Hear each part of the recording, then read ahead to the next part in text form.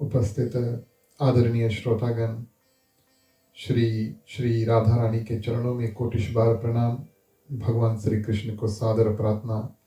आप सभी के हृदय में विराजमान राधे कृष्ण को प्रणाम। हमारे ग्रह परिवार की ओर से आप सभी को हार्दिक हार्दिक स्वागत। साधु संत को बंदगी, ब्राह्मण को प्रणाम। हमारे मंडली आदर्श सत्संग रामायण मंडली की ओर से आप सभी को जय श्री राम, जय जय श्री राधे स्वीकार हो। प्रिय श्रोतागण, श्री कृष्ण अष्टमी के दूसरे दिवस में हम प्रवेश कर चुके। कल की कथा में हमने भगवान श्री कृष्ण की कथा, भागवत कथा, श्रीमद् भागवत दर्पण और ऐसे सुंदर ग्रंथों में से कुछ महात्म की जो कथा है वो लेकर आपके साथ प्रस्तुत हुए। मुझे उम्मीद है कि कल की कथा से आपको कुछ रुचि लगा, कुछ ज्ञान इत्यादि प्राप्त हुआ। कल हमने प्रिय श्रोतागण राजा परीक्षित की कथा की, जिन्होंने 7 दिवस में श्रीमद् भागवत महापुराण की कथा को सुनी और प्रिय श्रोतागण उनको मुक्ति प्राप्त हुआ।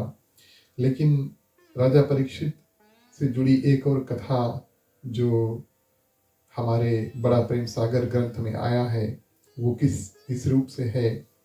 राजा परीक्षित एक दिन सुनते हैं कि कलयुग उनके राज्य में घुस गया है और अधिकार जमाने का मौका ढूंढ रहा है। कलयुग प्रिय श्रोतागण पुरुष के रूप में आकर के और पृथ्वी पर प्रिय श्रोतागण सोचता है अपना शासन, अपना राज्य हम कहाँ से शुरू करें। प्रिय श्रोतागण, हम और आप कलयुग में रह रहे हैं, इसलिए ये कथा बड़ा उचित है कि हम और आप इसका श्रवण करें और इसके बारे में जानें। तो राजा परीक्षित ने सोचा ये मेरा कर्तव्य है कि कलयुग को किसी न किसी रूप से अपने राज्य से बाहर निकालें और ढूंढने के लिए निकल जाते हैं। कई दिनों तक ढूंढते हैं। तब राजा परीक्षित को एक दिन ऐसा दृश्य देखने को मिलता है कि एक प्रिय श्रोतागण गाय और बैल प्रिय श्रोतागण खड़े हैं और एक शूद्र यानी कि एक मनुष्य जो है जिसका वेशभूषण और प्रिय श्रोतागण ठाट बाट यानी उसका जो बनावट है बिल्कुल राजा के समान है, डंडे से उनको मार रहा है। गाय और बैल को एक पुरुष जो है वो मार रहा है डंडे से। बैल प्रिय श्रोतागण केवल एक पैर पर खड़ा है। पूछने पर, अब राजा परीक्षित बड़े धार्मिक राजा है तो वहां पर जाते हैं और उनसे वार्तालाप करते हैं। पूछने पर प्रिय श्रोतागण राजा परीक्षित को बैल, गाय और राज वेशधारी जो शूद्र तीनों ने अपना अपना परिचय यानी कि अपना अपना इंट्रोडक्शन दिया। तो गाय प्रिय श्रोतागण स्वयं पृथ्वी के रूप में आती है, पृथ्वी मैया के रूप में, और बैल जो है वो धर्म के रूप में आते हैं, और शूद्र जो है वो कलिराज यानी कि कलयुग के राजा के रूप में आए हैं। धर्म रूपी बैल ग्रंथों में बताया गया है कि उनके पास 4 पांव जो है, बैल आप देखेंगे उनके पास 4 पांव हैं, वो धर्म का प्रतीक है। और प्रिय श्रोतागण एक एक पांव एक एक वस्तु से मतलब रखता है। 4 पांव, एक सत्य, एक तप, एक दया, और प्रिय श्रोतागण चौथा जो है वो दान है। तो कलयुग जब इस बैल को डंडे से मार रहा था तो उनके 3 पांव पहले से टूट चुके थे और एक ही पांव पर प्रिय श्रोतागण ये बैल खड़ा है। यूं कहा गया है कि अलग अलग युग जो है, सतयुग, त्रेता, द्वापर, उनके धर्म भी प्रिय श्रोतागण अलग अलग थे। कलयुग का धर्म उसको दान बताया गया है। और इस समय पर जब राजा परीक्षित उनको देखते हैं तो दान रूपी पैर लेकर ही प्रिय श्रोतागण एक पांव पर ये बैल जो है वो खड़ा है, और उसको भी प्रिय श्रोतागण कलयुग जो है, जो राजा का वेश धारण करके आए हैं, उसको भी वो मार करके और बैल यानी कि धर्म को राजा परीक्षित के सामने प्रिय श्रोतागण ये जो कलयुग है उसको गिराना चाहते हैं। और ये वृत्तांत जब सुना और राजा परीक्षित ने समझा कि बैल धर्म है, दया एक ही पांव पे टिका है। कलयुग का प्रिय श्रोतागण धर्म जो है वो दान है, एक ही पांव यानी कि दान पर टिका हुआ है। और ये भी कलयुग मार करके और तोड़ना चाहते हैं। तो प्रिय श्रोतागण राजा परीक्षित को बड़ा क्रोध हुआ और उसको यानी कि कलयुग को मारने के लिए दौड़ते हैं। और अब राजा परीक्षित थे राजा, और प्रिय श्रोतागण कलयुग महाराज जो थे राजा के रूप में आए थे, क्या करते हैं, अपनी बुद्धि का इस्तेमाल करते हैं, भागते नहीं, उल्टा राजा परीक्षित के और पांव पे पड़ जाते हैं और पांव पकड़ लेते हैं। उनसे कहते हैं कि ये जो युग है इसमें हमारा प्रवेश जो है, हमारा जो आना है वो अनिवार्य है, क्योंकि ये कलयुग है, तो कलयुग में हम अवश्य आएंगे।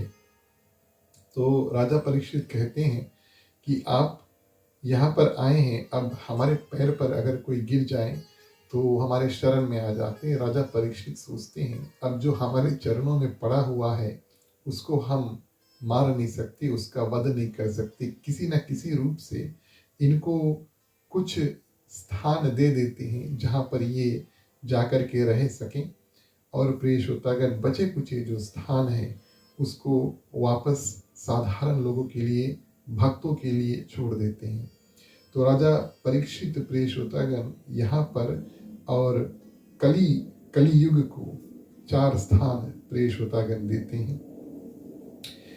जो जुआ एक पहला स्थान, दूसरा प्रिय श्रोतागण जो व्यभिचारिणी स्त्री यानी कि उल्टे सोच वाली स्त्री, तीसरा प्रिय श्रोतागण मदहिंसा, और चौथा जो है वो सोना।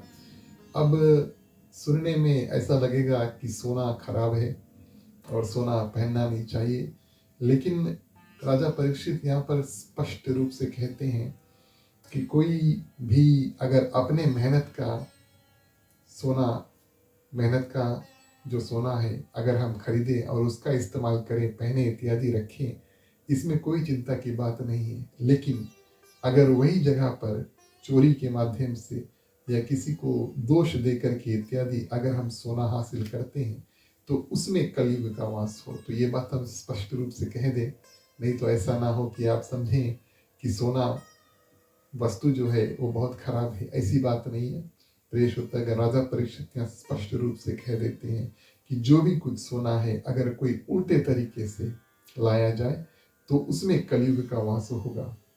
तो यहाँ पर प्रिय श्रोतागण राजा और कलयुग के ऐसे ऐसे स्थानों को दे देते हैं। ये कथा के बाद में राजा परीक्षित जो प्रिय श्रोतागण मुकुट पहनकर आए थे, ये एक राजा का पराजय उन्होंने किया और तब उनको ये मुकुट जो प्रदान है हुआ। तो ये ऐसा होता है, एक राजा दूसरे राजा से युद्ध करता है और जो जीतने वाला राजा होता है प्रिय श्रोतागण, वो हारने वाला राजा का मुकुट लेकर के अपने साथ में लेकर चल देता है। ये जो हारने वाला राजा था, ये मुकुट कहीं से चोरी करके लेकर आया था और इस माध्यम से प्रिय श्रोतागण जो मुकुट है आज राजा परीक्षित के सिर के ऊपर, वो ऐसा हुआ कि कलयुग ने सोचा अब हमें राजा परीक्षित ने कहा इसी के मुकुट में हम घुस जाएं। तो ऐसा हुआ और प्रिय श्रोतागण राजा परीक्षित क्या करते हैं, एक ऋषि जो तप करते हैं उनके पास जब पहुंचते हैं, पानी इत्यादि मांगते हैं प्रिय श्रोतागण, और जब प्राप्त नहीं होता है तो क्या करते हैं, क्रोध में आकर के, अब सिर पे कलयुग सवार है तो प्रिय श्रोतागण कर्म अच्छे होने वाले नहीं है, तो क्या करते हैं, क्रोध के माध्यम से एक मरा हुआ सर्प प्रिय श्रोतागण डाल देते हैं।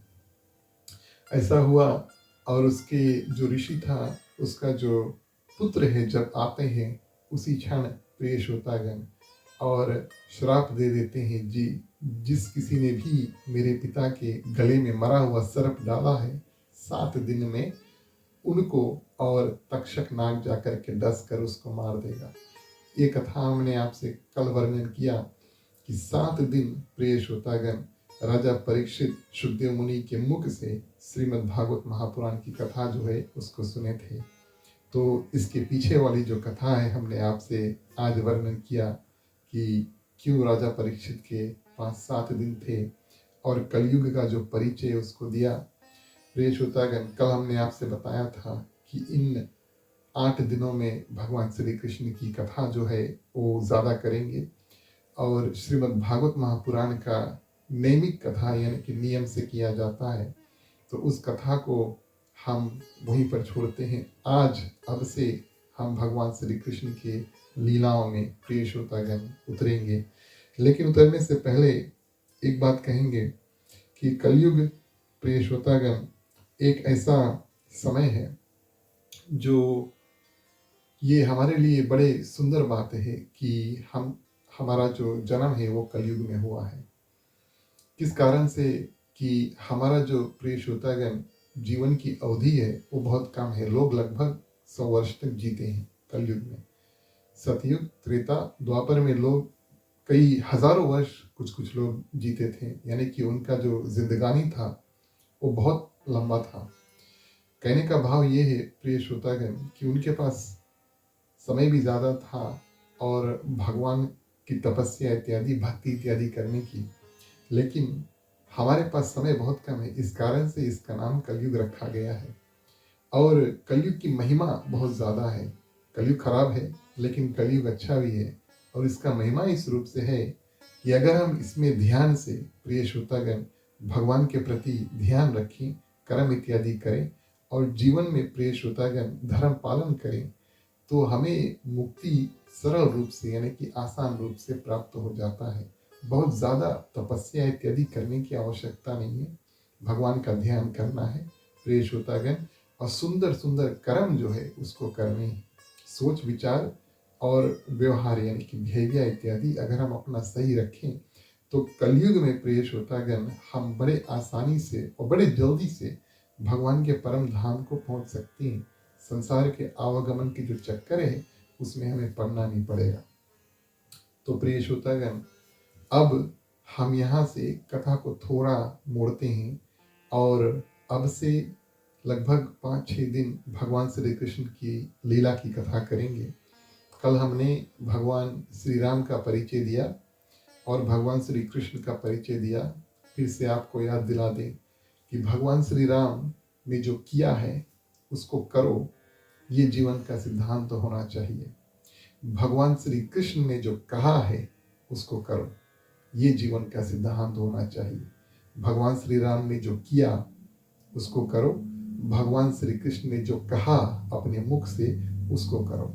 क्योंकि भगवान श्री कृष्ण ने जो किया है, गोवर्धन पर्वत इत्यादि को उठाना, राक्षसों का वध करना, ये बड़ा कठिन है हमारे लिए।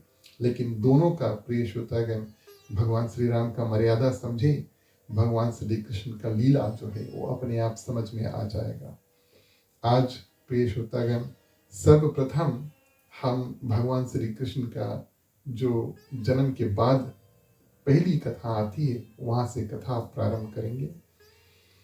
जब जन्म हुआ भगवान श्री कृष्ण का तब वो मथुरा से प्रिय श्रोतागण गोकुल पहुंचे और ये कथा हम आगे चल के करेंगे जब जन्म की कथा आएगी तब। क्योंकि भगवान श्री कृष्ण का जन्म हुआ मथुरा में, लेकिन जन्म का जो उत्सव है प्रिय श्रोतागण वो हुआ गोकुल में।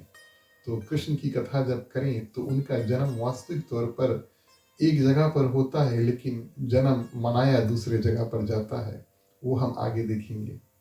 लेकिन भगवान श्री कृष्ण मथुरा से गोकुल आए और नंद यशोदा के घर में स्थिर हुए। 6 दिन हुए।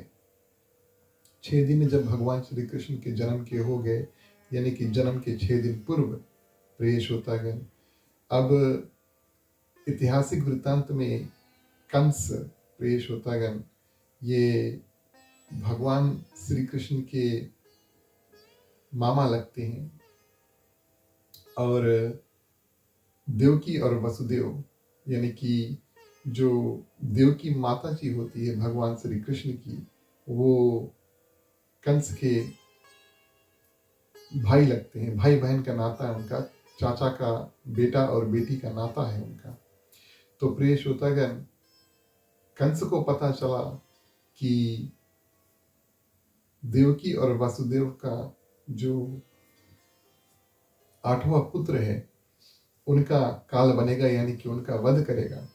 तो प्रिय श्रोतागण, इस कारण से भगवान श्री कृष्ण का जब जन्म हुआ तो वहाँ देवकी मैया से छुड़ा करके और जो वसुदेव के दोस्त हैं यानी कि नंद बाबा, उनके घर गोकुल में उनको स्थिर यानी कि स्थापन कर दिया गया।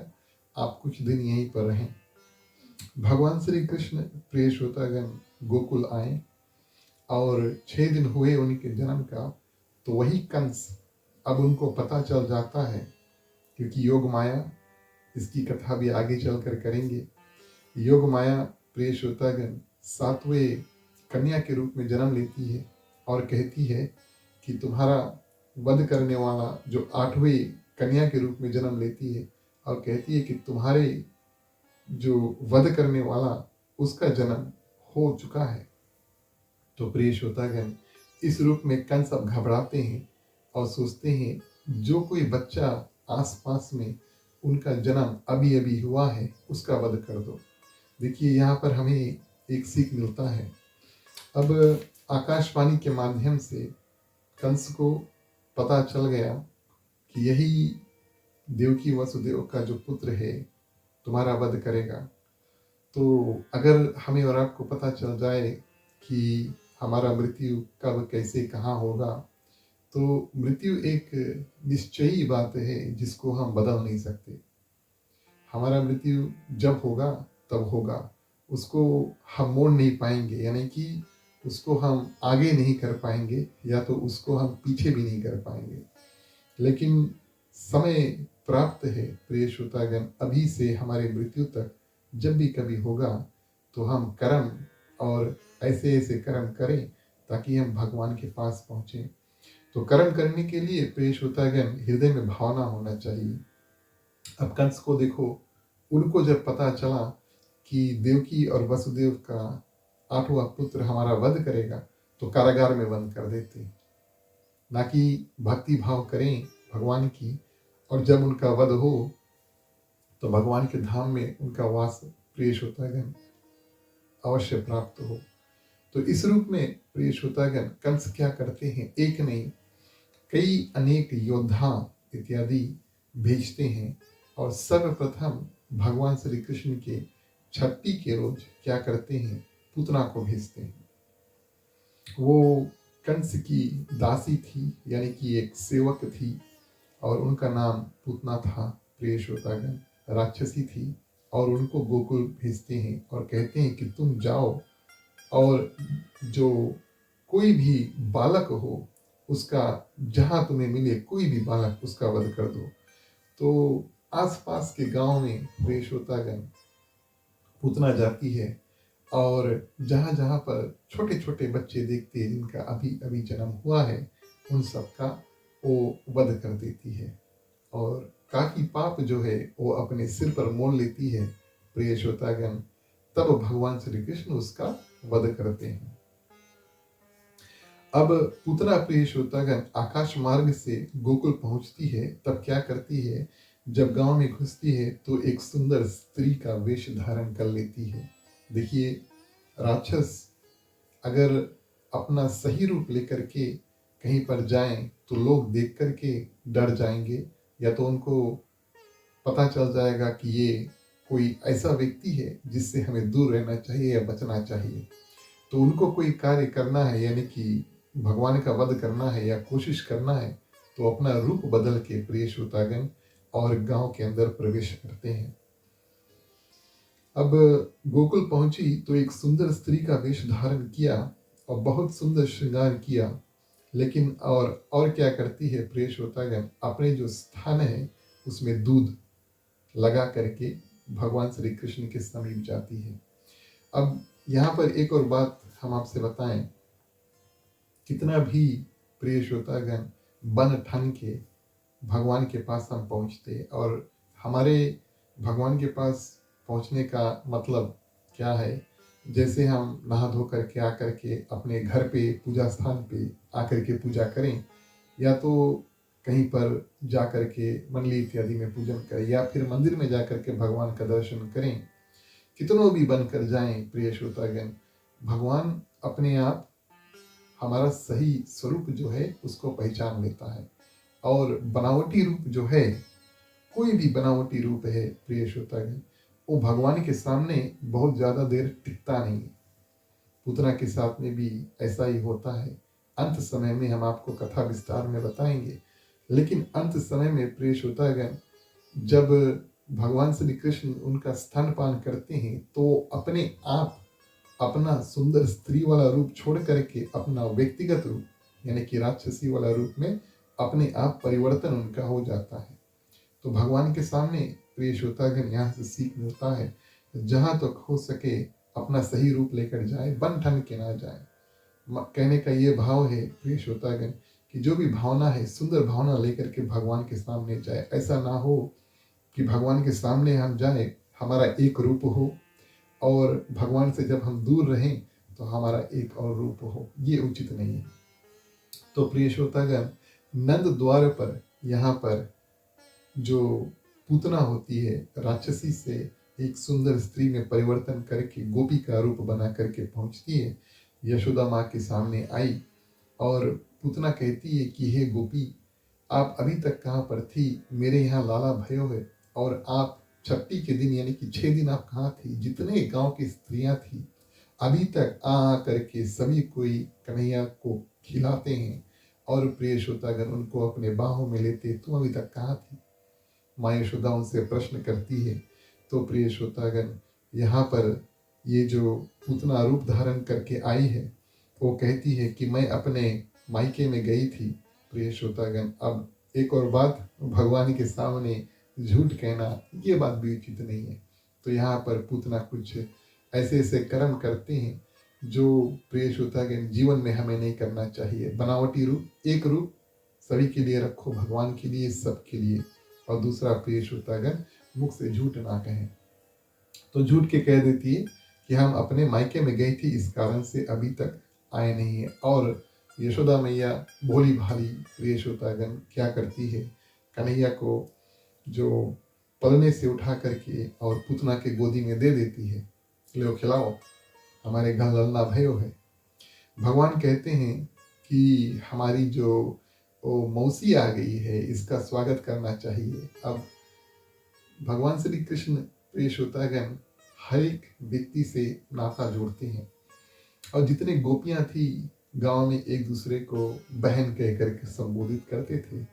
तो जो कोई भी माँ यशोदा को बहन कह करके संबोधित करे, माँ यशोदा उनको बहन कहे, तो ये बहन का नाता हो जाता है। और जो पुत्र या पुत्री है, माँ की बहन तो मौसी लगती है। तो भगवान श्री कृष्ण अब सोचते हैं कि मौसी आ गई, इसका स्वागत हमें करना चाहिए। किस रूप से स्वागत करें, सोचने के लिए भगवान श्री कृष्ण प्रिय श्रोतागण आंख बंद कर लेते हैं। और यहाँ पर जो कथा है थोड़ा देर टिकता है। जितने संत ये पूतना वाली कथा करते हैं, कथा यहाँ पर लगभग स्थगित हो जाता है। क्यों? क्योंकि कई ऐसे कारण से भगवान श्री कृष्ण अपने आंख बंद कर लेते हैं। प्रिय श्रोतागण, सर्वप्रथम कारण, अब हम और आप जब भगवान की पूजन करें तो भगवान के सामने जाएं, आंख बंद कर लें। भगवान श्री कृष्ण के सामने पूतना आई है, लेकिन प्रिय श्रोतागण आंख बंद करके भगवान श्री कृष्ण भोलेनाथ का ध्यान कर रहे हैं। भगवान श्री कृष्ण को सब पता है और वो ये बात जानते हैं कि पूतना अपने स्थान में और जहर जो है वो लगा कर आई है, और हमें स्थान से दूध पियाएगी तो हमें जहर पीना होगा। उनके ध्यान में भोलेनाथ को भी जहर पीना पड़ा। समुद्र का मंथन हुआ, जहर पहले निकला, उसके बाद में 14 रतन। तो जो प्रिय श्रोतागण, जहर जो निकला हलाहल विष रूप भगवान शंकर, और उनको अपने मुख से धारण करते हैं, कंठ पे रखते हैं, उनका नाम पड़ा नीलकंठ। ये बात भगवान श्री कृष्ण को अच्छी तरह मालूम है। तो भगवान कृष्ण प्रिय श्रोतागण क्या करते हैं, भोलेनाथ का ध्यान करते हैं कि आपने विष का पान किया है, आप हमें भी शक्ति दे, ताकि जब पूतना हमें विष पिलाएं तो उसका हम सामना जो है उसको कर सकें। जैसे आपने विष का सामना किया, आपका कंठ जो है वो नील हो गया, लेकिन आप जीवित रहें और आप सुरक्षित रहें और प्रार्थना करते हैं। तो प्रार्थना करते समय जैसे हम और आप आंख बंद करते हैं, उसी रूप से भगवान श्री कृष्ण ने आंख बंद कर लिया। दूसरी बात, भगवान श्री कृष्ण आंख मूंद कर ये सोच रहे हैं कि पूतना है जो मुझे विष पिलाएगी, उसको मैं मुक्ति दूंगा और उसको मैं वैकुंठ का वास दूंगा।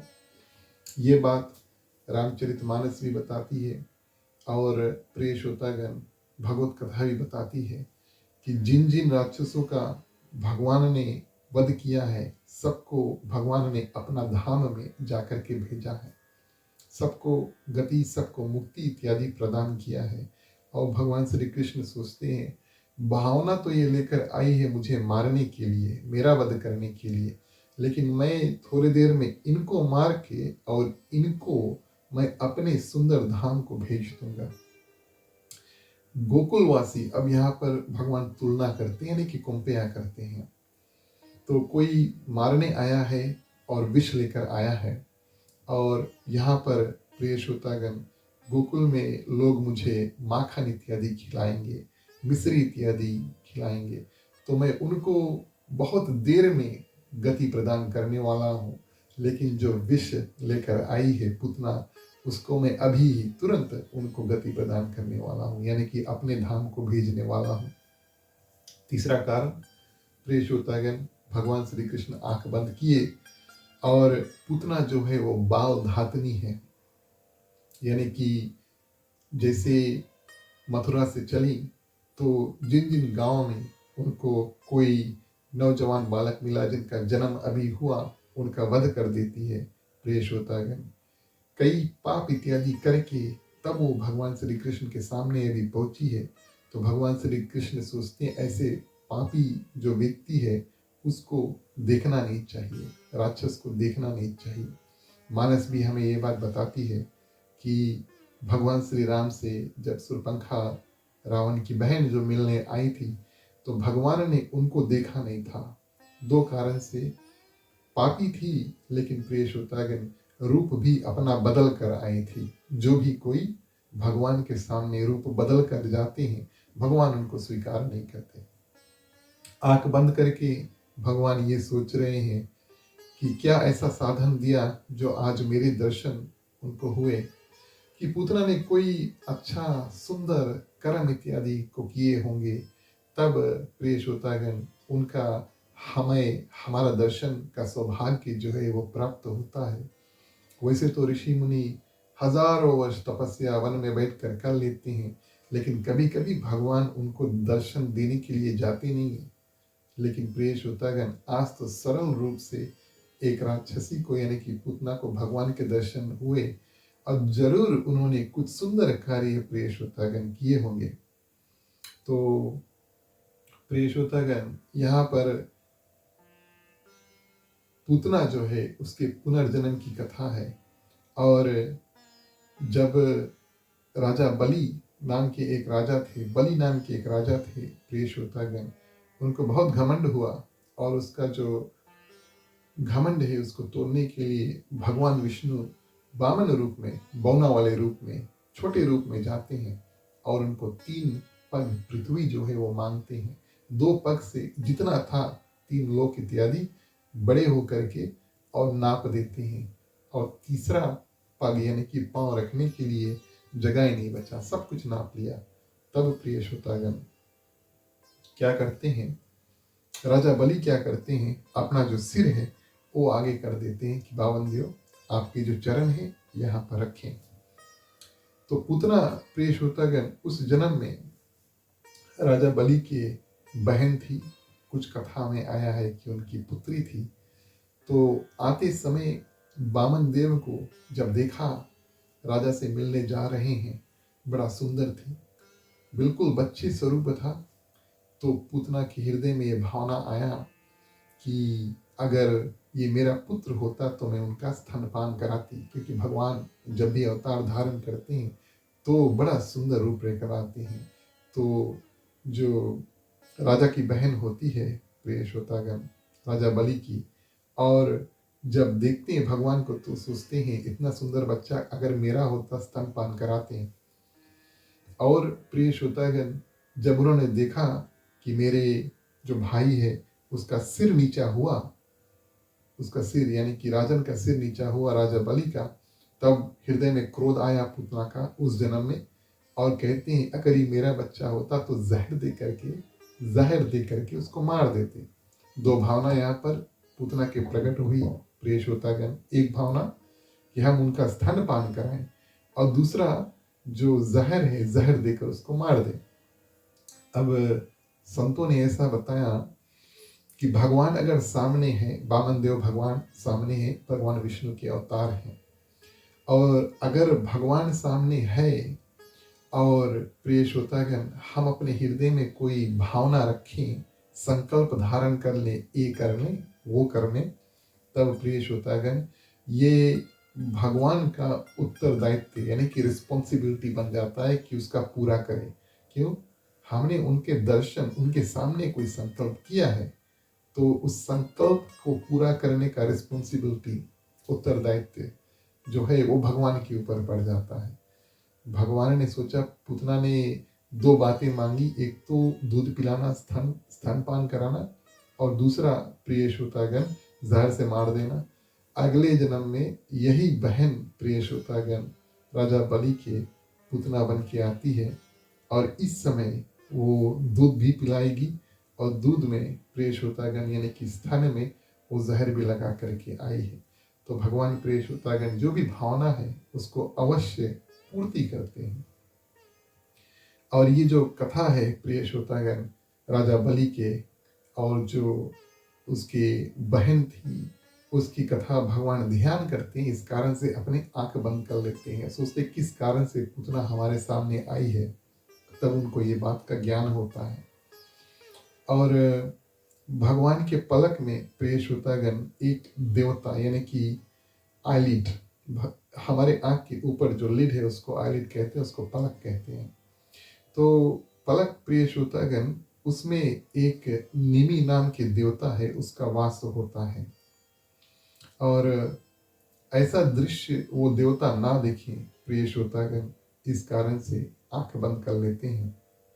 आगे कहते हैं कि मन में सोचा, अगर देखा पूतना को, कहीं अगर हमें, देखिए भगवान में बहुत दया है, बहुत करुणा है, और सोचते हैं भले हमारा वध करने आई है, कहीं अगर हमारे हृदय में करुणा जाग गई प्रिय श्रोतागण, दया जाग गया, तो इसका उद्धार कैसे होगा?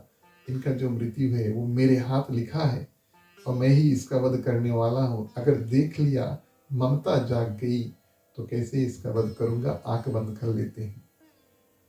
तो भगवान के आगे माया भी नहीं चलती, ये एक और कारण है। हमने आपसे बताया कि माया का रूप, बनावटी रूप जब कोई आते तो भगवान उनको देखते नहीं है।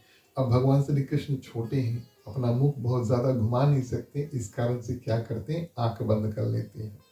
रामचरितमानस में भगवान श्री कृष्ण प्रिय श्रोतागण जब पूतना आई थी, जब सुरपंखा आई थी, क्षमा करना, तो सुरपंखा को डायरेक्टली देखकर बात नहीं करते, लेकिन लक्ष्मण की ओर इशारा करके और बात करते हैं। और एक और कारण भगवान श्री कृष्ण के हृदय में आज दुख है कि आज हम एक राक्षसी के प्राण प्रिय श्रोतागण लेने वाले हैं। यहाँ पर हम आए थे और माखन, मिश्री इत्यादि गोप बालों के साथ में खेलने के लिए, गोपियों के साथ में खेलने के लिए, रास लीला इत्यादि करने के लिए, लेकिन यहाँ पर तो छठी के ही दिन, उत्सव का दिन है, लेकिन एक राक्षसी यहाँ पर प्रिय श्रोतागण हमारा वध जो है उसको करने के लिए आई है, और इस बात का दुख है।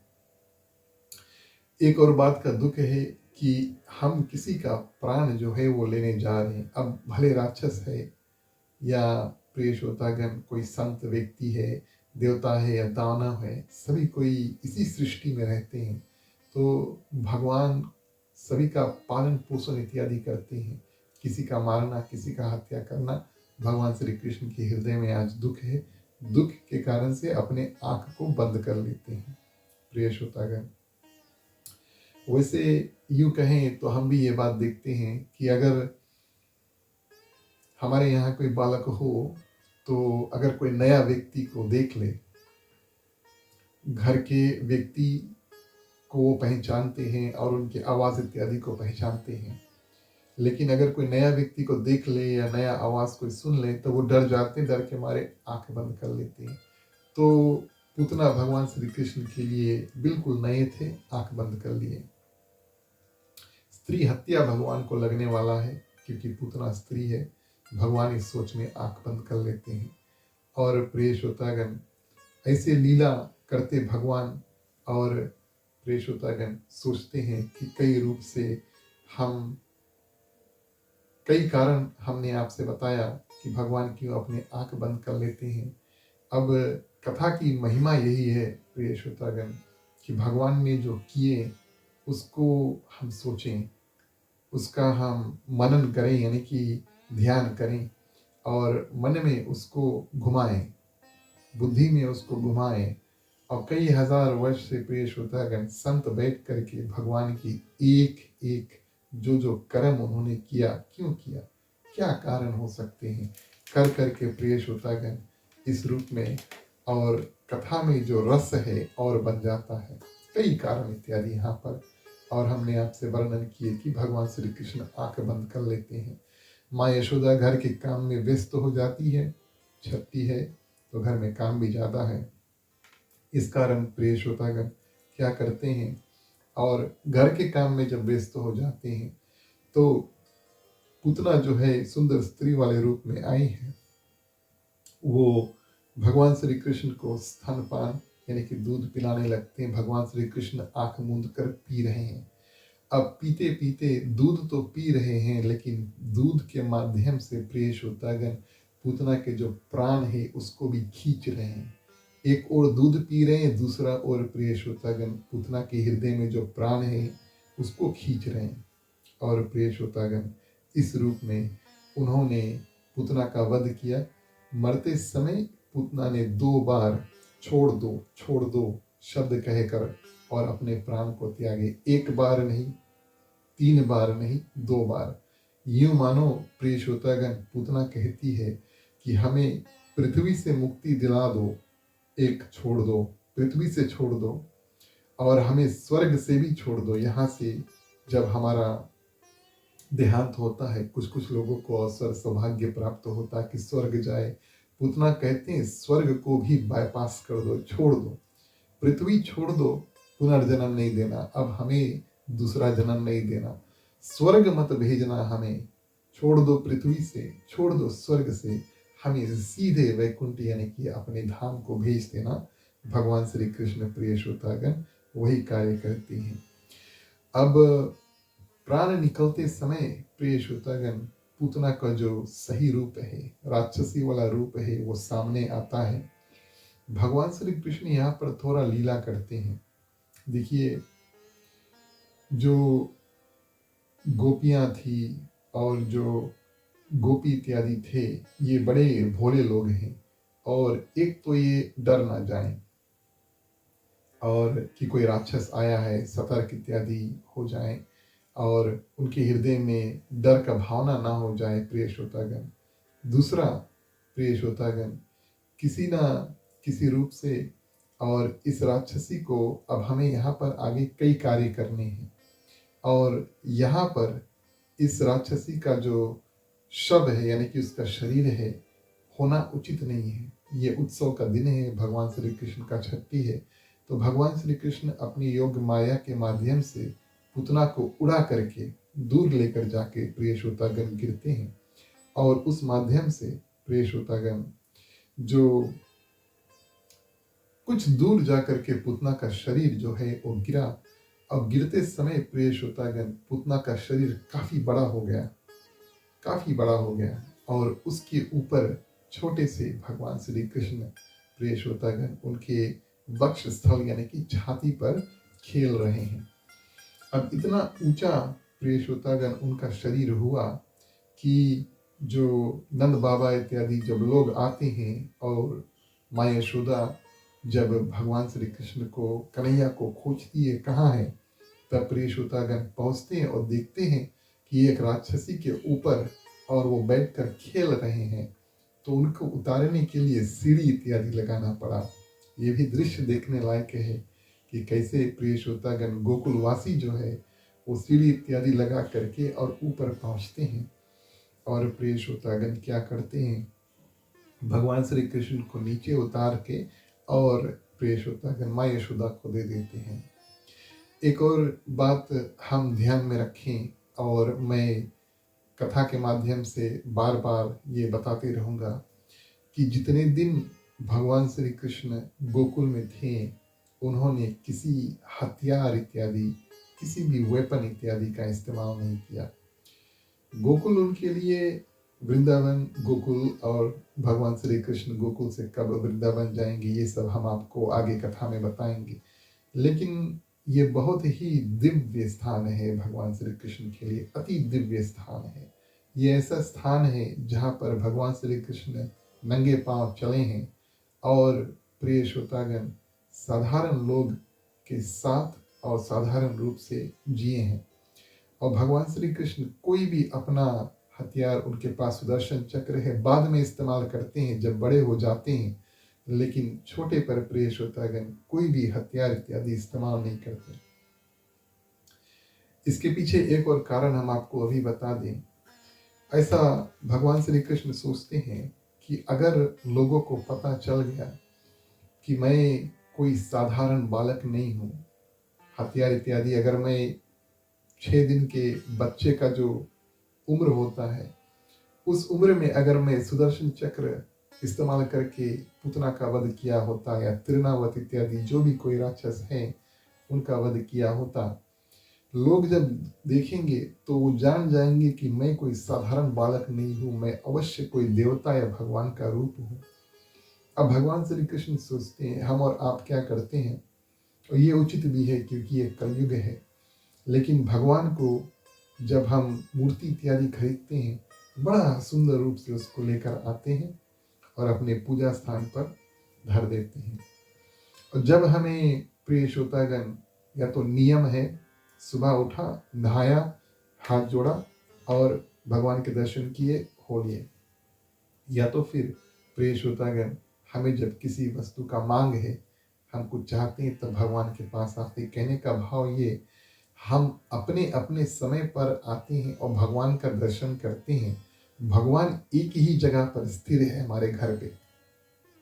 भगवान श्री कृष्ण सोचते हैं अगर सभी को पता चल गया कि मैं साक्षात भगवान हूँ, तो मुझे वो एक अलमारी, एक कबर्ड, एक रूम, एक घर या एक अंगना में बंद कर देंगे। सभी कोई आकर के मेरा दर्शन करेंगे और मेरी सेवा सत्कार इत्यादि करेंगे, लेकिन मुझे कहीं घूमने का अवसर नहीं प्राप्त होगा, मुझे अपनी लीला करने का अवसर प्राप्त नहीं होगा। इस कारण से प्रिय श्रोतागण, भगवान श्री कृष्ण जितने राक्षसों को मारते, अनेक कारण से मारते। अभी यहाँ पूतना की कथा हमने देखी, तो दूध पीते पीते प्रिय श्रोतागण पुतना को मारा, कोई हथियार इत्यादि इस्तेमाल नहीं किया। और इस रूप में प्रिय श्रोतागण अब पहुंचे। एक और बात, अब पूतना की कथा विस्तार में कह दे क्योंकि इसमें ज्ञान काफी ज्यादा है। हमें और आपको किसी न किसी रूप में भगवान से नाता जोड़ना अनिवार्य है, इम्पोर्टेंट है। भगवान श्री कृष्ण ऐसे एक देवता है, ऐसे एक भगवान है जिसे हम कोई भी नाता जोड़ सकते हैं। कहने का भाव, यहाँ पर माता और एक पुत्र का नाता, जैसे पुतना आई थी, या तो सुदामा भगवान श्री कृष्ण के मित्र थे, हम भगवान श्री कृष्ण के से मित्रता का जो, दोस्ती का जो नाता है वो भी जोड़ सकते हैं। अगर हमें भगवान श्री कृष्ण के साथ में लीला करने की भावना है, तो हम उनके साथ में प्रिय श्रोतागण मन स्वरूप क्या करें, रास लीला में भी प्रकट कर सकते हैं। तो जीवन में ये जरूरी है कि भगवान श्री कृष्ण से कोई ना कोई नाता जोड़े, या तो मेरा भाई है, मेरा पुत्र है, या तो फिर मेरा दोस्त इत्यादि है, और भगवान श्री कृष्ण से प्रिय श्रोतागण बात करें। कहने का भाव, अब माताएं जो प्रिय श्रोतागण जिनके बच्चे जब छोटे थे और स्तनपान इत्यादि कराते हैं, अक्सर ऐसा होता है प्रिय श्रोतागण, जो छोटा शिष्य है यानी कि बच्चा है, वो दूध पी रहा है, और आप अगर सुने तो माता जो होगी प्रिय श्रोतागण, वो जो शिष्य है, पुत्र या पुत्री, उससे बात करेगा, उससे बात करेगा प्रिय श्रोतागण। और कहने का भाव ये है कि कोई नाता हम भगवान से बना ले जीवन में, और उस नाता को लेकर के भगवान से हम बात करें। कथा हमें ये बात बताती है, क्योंकि भगवान कोई सिर्फ मूर्तिमान स्वरूप नहीं है जिसको हम कभी जब चाहें, जब समय है, या जब हमने नियम बनाया सुबह शाम को आकर के भगवान का दर्शन कर लिए। लेकिन प्रिय श्रोतागण, वास्तविक तौर पर भगवान हमें हमारे साथ हमेशा होना चाहिए। कभी भी we can strike up a conversation, जैसे कहते हैं। हमारे अगर बगल में बैठा होगा, मान लो भगवान बैठा है, और हम उनसे एकांत में बैठ करके आराम से जो भी नाता हमने जुड़ा उसको उस माध्यम से उससे बात कर सकते हैं। प्रिय श्रोतागण, तो छठी बड़े सुंदर रूप से हुआ भगवान श्री कृष्ण का। छठी हो गया, उसके बाद में प्रिय श्रोतागण, छठी के दिन भगवान ने पुतना का उद्धार किया, और उस पुतना को मां स्वरूप गति उसको प्रदान किया, यानी कि अपने धाम को भेजा। इसके बाद में कथा हमें कहाँ पर लेकर जाती है, भगवान श्री कृष्ण 81 दिन के हुए प्रिय श्रोतागण, यानी कि ऑलमोस्ट 3 मंथ्स के जब हुए, तब प्रिय श्रोतागण ये जो समय चल रहा था वो रोहिणी नक्षत्र का समय हुआ। और उस रोहिणी नक्षत्र के समय एक और राक्षस प्रिय श्रोतागण, दूसरा राक्षस जो है शक्टासुर नाम के, अब गोकुल में पहुंचता है भगवान श्री कृष्ण के पास।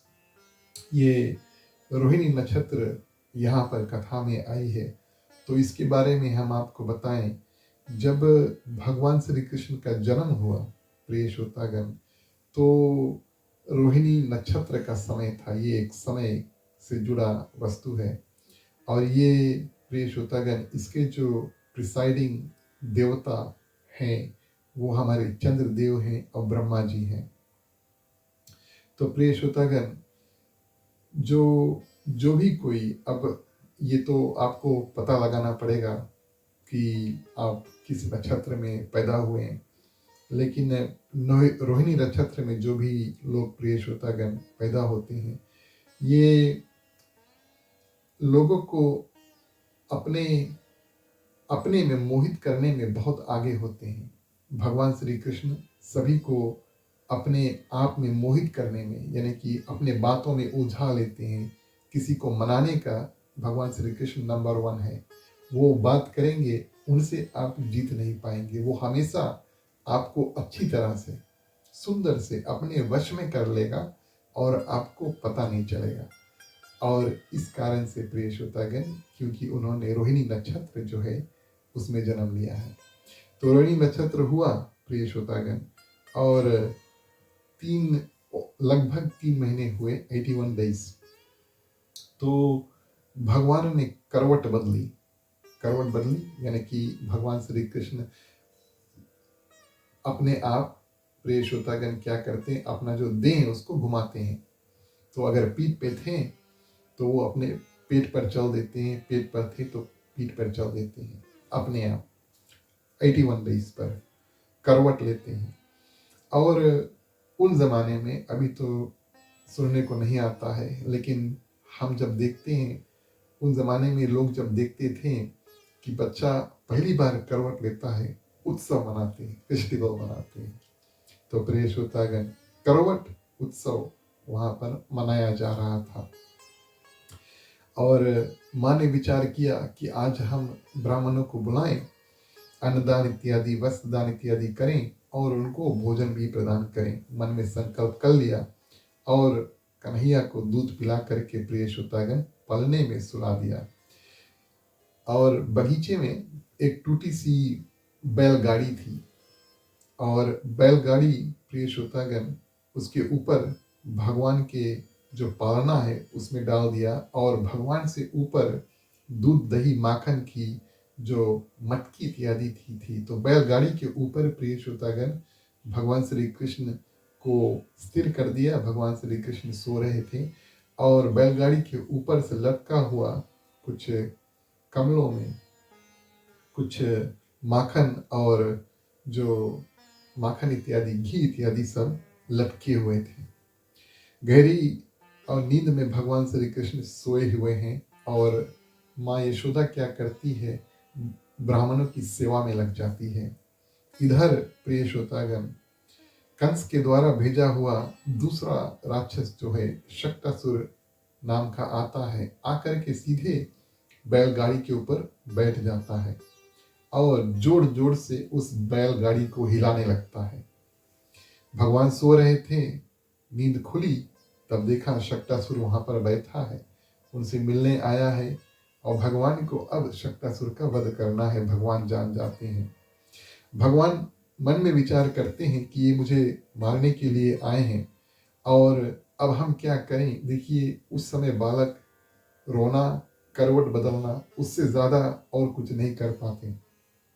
तो भगवान सोचते हैं मैं यहाँ पर रोना प्रारंभ करता हूँ, आवाज होगा तो माता जी सुनेंगी तो दौड़कर आएगी और ये राक्षस भाग जाएंगे। प्रिय श्रोतागण, भगवान रोना प्रारंभ करते हैं, लेकिन माँ इतने व्यस्त थी, एक और दूसरा काफी दूर थी वहां से और आवाज इत्यादि भगवान का सुनाई नहीं दिया। भगवान मन में बोले, आज तो मैया की जो कान है, मेरे आवाज उन तक पहुंच नहीं पा रहे थे। अब यहाँ पर जो करना है वो हमें ही करना होगा, यानी कि मुझे अगर अपने आप को बचाना है तो कोई और आने वाला नहीं है, मुझे खुद ही कुछ ना कुछ करना होगा।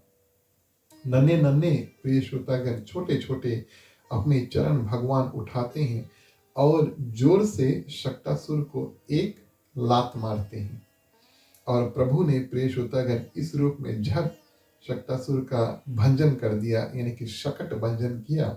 और प्रिय श्रोतागण, भगवान पालने में झूलते हुए और विराजमान हो जाते हैं। जितना भी दूध, दही और माखन था, मटकी, वो सब नीचे गिर करके फूट जाता है। भगवान भले छोटे हैं, लेकिन भगवान तो भगवान है और उनमें शक्ति इतनी है कि लात मारते हैं, एक तो शक्टासुर जा करके और गिरते उनका वध हो जाता है, लेकिन दूसरा जितना भी दही, मक्खन, घी इत्यादि ऊपर प्रिय श्रोतागण बैलगाड़ी में लटका हुआ है, वो सब गिर करके फूट जाता है। यहाँ पर प्रिय श्रोतागण शक्टासुर का जो परिचय है वो कथा में आई है और ये एक ऐसे व्यक्ति थे, हिरणाक्ष का पुत्र, बहुत शक्तिशाली थे। एक बार और इसने लोमस ऋषि के आश्रम पर जाकर वहाँ के सारे जो वृक्ष थे, जो पेड़ थे, तो पुनर्जन्म में प्रिय श्रोतागण ये हिरणाक्ष का पुत्र होता है और जाकर के लोमस ऋषि के जो बगीचा होता है, वहाँ के जो पेड़ है सबको कुचल देते हैं और लोमस ऋषि उनको श्राप देते हैं कि अब तू देह रहित हो जाए, यानी कि तुम जीवित तो हो लेकिन तुम्हारे पास कोई देह ना हो। तब प्रिय श्रोतागण क्षमा याचना जब ऋषि से करते हैं, उसके चरण इत्यादि पढ़ते हैं और कहते हैं कि आप हमें क्षमा याचना कर दो, मैं तो तुम्हें वापस कर दूंगा, लेकिन तुम्हारा उद्धार कब होगा।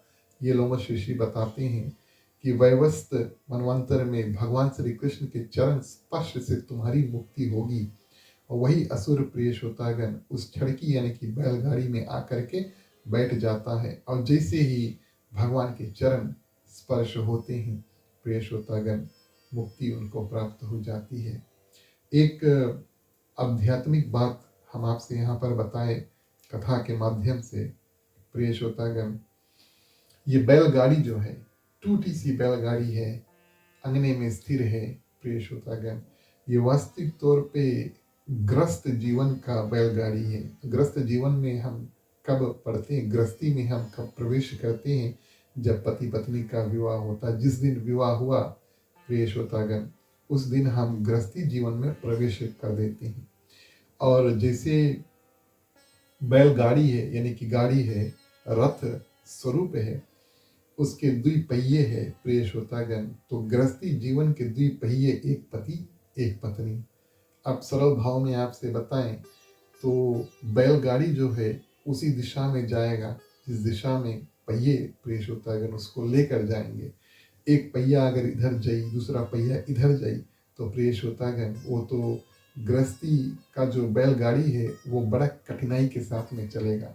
दोनों साथ साथ चलेंगे, एक ही गति से, एक ही स्पीड से दोनों चलें और प्रिय श्रोतागण एक ही दिशा में चलें, तब जो रथ है या तो जो बैलगाड़ी है सही रूप से, सुंदर रूप से आगे जाएगा। तो पहिया प्रिय श्रोतागण बैलगाड़ी को खींच रहे हैं। यदि हम चाहें, अगर हमारा ग्रस्त रूपी गाड़ी ठीक चले, तो प्रिय श्रोतागण और कोई दिक्कत नहीं आए, सुख शांति और समृद्धि प्रिय श्रोतागण बनी रहे, तो बात का ध्यान करें, क्योंकि व्यक्ति को पुरुषार्थ का कभी कभी अभिमान हो जाता है। हमने कितना कमाया है, अब मान लो यहाँ पर प्रिय श्रोतागण दूध दही माखन ऊपर रखे हुए हैं, मैंने किया है, मैं कर रहा हूँ, मैं करूँगा, ये अभिमान प्रिय श्रोतागण इंसान को हो जाता है और वहीं से उनका जो पतन है, यानी कि उनकी दुर्गति का समय जो है वो शुरू हो जाता है।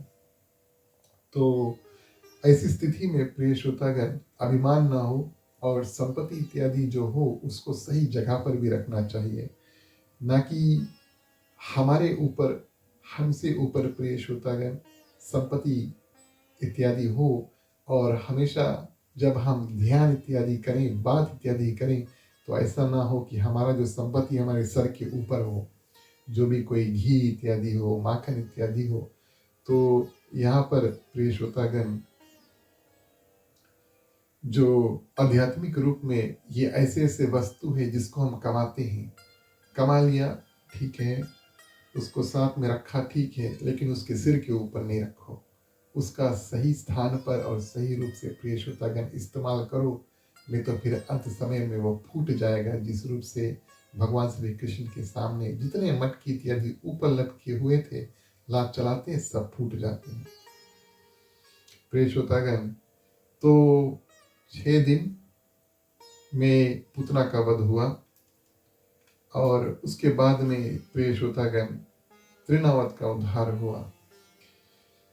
तो भगवान श्री कृष्ण जब गोकुल पहुंचे तो राक्षसों का वध करना भी उन्होंने प्रारंभ किया और उसके बाद में प्रिय श्रोतागण तृणावत का समय आया और तृणावत प्रिय श्रोतागण जब कथा यहाँ पर पहुंची है तो भगवान श्री कृष्ण को माँ यशोदा दूध पिला रहे हैं, बैठकर दूध पिला रहे हैं और तृणावत तीसरा राक्षस है, नंबर 3 जो है, भगवान के हाथे मरण आया है, यानी कि और कंस ने उनको भेजा है।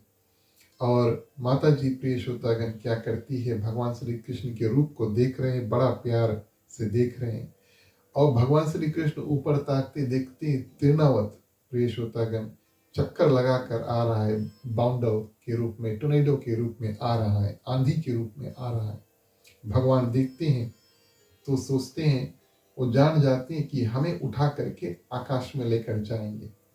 अब प्रिय श्रोतागण भगवान सोचते हैं, अभी मैं माता के साथ में हूँ, उनकी गोद में बैठा हूँ, अगर तृणावत आए हमें उठाए चलो ठीक है, हम तो समझ जाएंगे, लेकिन माता को उठाकर लेकर अगर ऊपर आकाश में जाएं तो उनको बड़ा हैरानी होगा, उनको बड़ा तकलीफ इत्यादि होगा। इस कारण से प्रिय श्रोतागण और भगवान सोचते हैं, जब हम तृणावत से सामना करेंगे तो अपने आप को संभाले, वैसे छोटे से हैं, या तो मैया को संभालेंगे। इस कारण से सोचते हैं अभी हम अपना जो माता जी से दूरी ले लेते हैं, यानी कि हम अलग अलग हो जाते हैं थोड़े देर के लिए। तो भगवान क्या करते हैं, अपना वजन जो है, वेट जो है वो बढ़ाने लगते हैं। इतना वजन बढ़ा लिए प्रिय श्रोतागण कि माता जी अब उसको अपने गोदी में रख नहीं सकते, हाथों में उठा नहीं सकते और सोचते हैं कैसे कन्हैया अचानक से इतना वजनदार, इतना गढ़ू, इतना हेवी कैसे हो गए। और क्या करते हैं प्रिय श्रोतागण, उसको और नीचे पृथ्वी पर धर देते हैं। जैसे पृथ्वी पर धरते हैं प्रिय श्रोतागण, तृणावत आते हैं और उसको बवंडल रूप में उठा करके आकाश में लेकर चल देते हैं। आकाश में तृणावत के साथ में भगवान श्री कृष्ण युद्ध करते हैं और अंत में भगवान ने अपने कर कमलों से तृणावत का कंठ जो है वो पकड़ा, दबाया। कैसे कैसे राक्षसों का वध करते हैं, एक भी हथियार इस्तेमाल नहीं करते हैं। पुतना को दूध पीते पीते मारा प्रिय श्रोतागण, शक्टासुर को लात मार के और मारा, उद्धार किया उनका। और यहाँ पर प्रिय श्रोतागण आंधी रूप में जो आए हैं तिरनावत, उसको क्या करते हैं, हाथों से करकाओ, हाथों से कंठ पकड़ लेते हैं, गला पकड़कर और उसको दबाते हैं। और इस रूप में प्रिय श्रोतागण तिरनावत का उद्धार इत्यादि हुआ। प्रिय श्रोतागण, तो संतों ने बताया कि तिरनावत आंधी के रूप में आया है, और हमारे हृदय में जब ज़्यादा मोह माया इत्यादि हो जाए तो वो आंधी रूप हमें घेर लेता है, चलते रहता है। तो मोह माया हमारे संसारिक जितने वस्तु हैं, घर है, गाड़ी है, मकान इत्यादि, जो भी संपत्ति है, परिवार है, मित्र इत्यादि, उनसे अतिशय प्रेम हो जाता है। और ये सभी वस्तु संसार को छोड़ने में काफ़ी कठिनाई देते हैं। इसको मोह माया कहते हैं। तो सरल रूप से कोई भी वस्तु जो हमें भगवान तक पहुँचने में कष्ट दें, उसको मोह माया कहते हैं। और कभी कभी प्रिय श्रोतागण, ये मोह माया जो होता है, ये इसको काबू में लेकर आना बड़ा कठिन होता है। आंधी के रूप में आता है और घूमते रहता है, बिल्कुल उसी तरह जैसे तृणावत। तो प्रिय श्रोतागण, यहाँ पर संत महात्मा बताते हैं कि प्रेम अवश्य करो लोगों से, लेकिन इतना प्रेम नहीं कि वो हमें जीवन में आगे बढ़ने से और हमें मोह माया के रास्ते में लेकर जाए। प्रेम अवश्य करो, लेकिन इतना ज़्यादा नहीं प्रिय श्रोतागण कि हमें व्यक्तिगत रूप से भगवान तक पहुंचना है। ये अकेले का यात्रा है। कल हमने बताया हमें जाना है, हमारे साथ में और कोई नहीं जाएगा। तो प्रिय श्रोतागण, कहने का यह भाव है कि प्रेम करो, लेकिन मोह माया ध्यान करो और कम करो। प्रेम सबके लिए होता है, और इस माध्यम से प्रिय श्रोतागण, जो कोई भगवान से प्रेम करता है, अगर हम लोगों से प्रेम करते करते भगवान से भी प्रेम करते हैं, तो मोह माया वाला जो आंधी है हमारे और आपके आसपास जो घूमते रहता है, प्रिय श्रोतागण, भगवान इस मोह रूपी आंधी को अपने आप हटा देते हैं। लोगों से प्रेम करो, और खास तौर से भगवान से भी प्रेम करो, तो मोह माया का ध्यान भगवान प्रिय श्रोतागण दे करके हटा देते हैं। तो इस रूप में प्रिय श्रोतागण, भगवान ने 3 राक्षसों का वध किया। अभी कई राक्षसों का वध प्रिय श्रोतागण भगवान श्री कृष्ण करते हैं। जब कंस कई ऐसे योद्धा लोगों को भेजते हैं और सभी कोई को भगवान श्री कृष्ण पराजय कर देते हैं, लेकिन कंस अपना जो कार्य है वो जारी रखता है। जब तक भगवान श्री कृष्ण आ करके कंस का वध नहीं करते, तब तक प्रिय श्रोतागण कंस क्या करते हैं, और राक्षसों को भेज करके कोशिश करते हैं। अब इसमें एक और रहस्य की, यानी कि राज की बात है। जब भगवान श्री कृष्ण मथुरा जाते हैं, बड़े होकर के भगवान श्री कृष्ण मथुरा जब जाते हैं, तो प्रिय श्रोतागण कंस ही का उद्धार करते हैं। लेकिन कंस प्रिय श्रोतागण कई राक्षसों को भेजते हैं और भगवान श्री कृष्ण उनका उद्धार कर देते हैं। तो यूँ कहें तो भगवान अपने परम धाम को कई लोगों को कंस के मारने से पहले भेज देते हैं।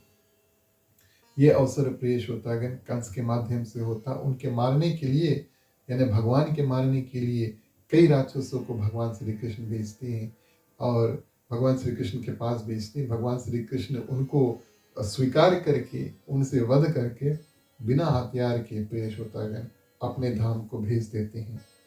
कल की कथा में हम कुछ और राक्षसों की वध की कथा देखेंगे। भगवान श्री कृष्ण की लीला विस्तार है प्रिय श्रोतागण, और अन्य कई कार्य, गौचारण लीला उन्होंने किया ब्रह्मा जी के साथ में इत्यादि। ये सब कथा हम आपके सामने प्रस्तुत करेंगे। कल की कथा जब हम शुरू करेंगे, सबसे पहले भगवान श्री कृष्ण और बलराम के जो नामकरण संस्कार है उसको करें। हमारे यहाँ काफ़ी समय ऐसा होता है कि बच्चे माने जन्म लेने से पहले हम उनका नाम सोच करके और नाम दे देते हैं। लेकिन शास्त्र हमें ये बात बताते हैं प्रिय श्रोतागण कि नाम जन्म के बाद में दिया जाता है एक, और दूसरा नाम प्रिय श्रोतागण जो कुल पुरोहित या गुरुजन, जो कुल गुरु है, उनसे सलाह मशूरा करके तब दिया जाता है। तो नंद बाबा प्रिय श्रोतागण गर्गाचार्य ऋषि को बुलाते हैं, और वो प्रिय श्रोतागण भगवान श्री कृष्ण के और बलराम, द्वि भैया थे ना, यशोदा मैया और रोहिणी, दोनों के पुत्र हैं, उनके नामकरण संस्कार करते हैं। इसमें भी भगवान श्री कृष्ण की लीला की जो कथा है, कल उसको देखेंगे। आज की कथा हम यहीं पर विराम देते हैं। आज भगवान श्री कृष्ण अष्टमी का दूसरा दिन का कथा संपूर्ण हुआ। प्रिय श्रोतागण, इस समय पृथ्वी पर काफी लोग पीड़ित हैं। हम ज्यादा तो नहीं, लेकिन प्रार्थना अवश्य कर सकते हैं। हम आप सभी से आग्रह करेंगे कि हमारे साथ में जुड़ें, हम सभी को मिलकर के प्रार्थना करें कि हमें जो दुख तकलीफ है, उनको, जितने लोग हैं दुख तकलीफ में पृथ्वी पर, अभी काफ़ी ज़्यादा दुख तकलीफ है, खास तौर से कोरोना के माध्यम से, भगवान से प्रार्थना करें, हे भगवान श्री कृष्ण आप सभी को थोड़ा थोड़ा शक्ति प्रदान करें और सभी को अपने अपने दुख के पार पा सकें। हे भगवान, प्रार्थना करें कि हे भगवान, कभी और इस रूप से जो महामारी यहाँ पर चल रही है, जितना जल्दी हो सके ये यहाँ से जाएं, और हम आपकी भक्ति जो है उसको रोकेंगे नहीं, अपितु और ज़्यादा करेंगे। प्रिय श्रोतागण, मांगने का वक्त आता है, सभी कोई अपने अपने हाथ खोल लें। चलिए हम प्रार्थना करते हैं। स्वस्ति प्रजभ्या परिपालयन्ता न्यायेन मार्गे मही महिषा गौब्राह्मणभ्यो शुभमस्तु नित्यं लोका समस्ता सुखिनो भवन्तु सर्वे भवन्तु सुखिना सर्वे सन्तु निरामया सर्वे भद्राणि पश्यन्तु मा कष्ट दुख भागवते आपुत्र पौत्रनां सन्तु पौत्रीणां सन्तु पौत्रीणां निर्धनां साधनां सन्तु जीवन्तु शार्दं शतं मम जीवन्तु शार्दं शतं मम जीवन्तु शार्दं शतं मम। धन्यवाद। जो लोग आज हमारे साथ में जुड़े, आप सभी को हृदय से धन्यवाद। जो लोग कमेंट्स इत्यादि, फीडबैक इत्यादि दिए, आप सभी को हृदय से धन्यवाद। प्रिय श्रोतागण, हमारा और आपका मुलाकात कल शाम फिर न्यूजीलैंड टाइम 7:30 होगा। तब तक के लिए सभी को शुभ रात्रि। जय श्री राम, जय जय श्री राधे।